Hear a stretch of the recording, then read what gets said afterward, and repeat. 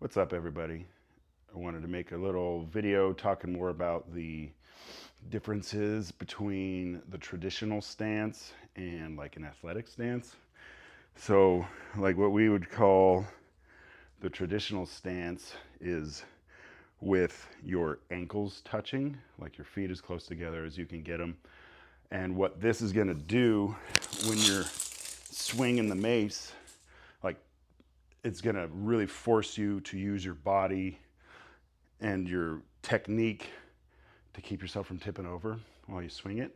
And like it'll really force you to control the mace while you're swinging it and not just let it push you around, because what it's going to do if you let it push you around, it's going to tip you over and you're going to have to step to the side. And as you'll notice,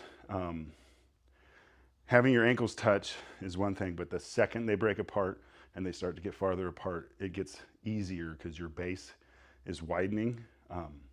This is also why, we tell people when you first start swinging the mace to do like a nice athletic stance, shoulder width, maybe a little narrower. I don't really recommend people get into like what you'll see with the competitive mace lifters where they've got a real wide stance. And that's because they're going for reps. And so they really, use their calves and their ankles to rock their body and try to get as much leg drive as they can into the mace. And to me, especially when you're learning, it's just overcomplicates everything to do that. Whereas, the traditional stance with your ankles touching kind of simplifies everything. Is now your base is limited, and now you have to really focus on what you're doing with the mace. And obviously, you're going to probably have to lighten the load up, a little bit the first time you do traditional swings, but you can obviously increase it as you get better at it. And I think that's kind of one of the more fun things to do, is to build heavy swings, in the athletic stance, then build heavy swings in the traditional stance. Here, I'll do a few reps just to kind of show what we're talking about. So ankles touching, and then we'll just do 10 to 2s.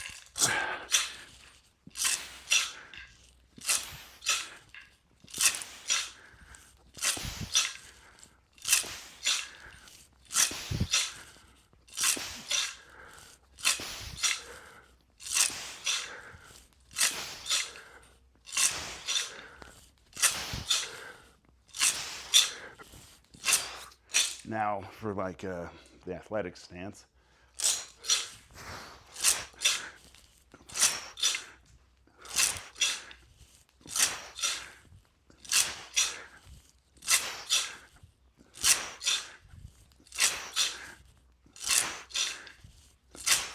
And with that extra stability, way easier.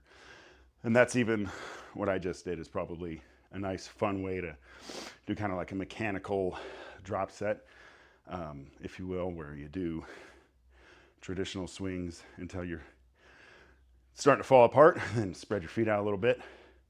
See if you can keep the set going, But those are the main differences and kind of nuances between athletic stance and traditional stance. So let us know what you think in the comments, and ask any questions you got, and we'll catch you on the next video.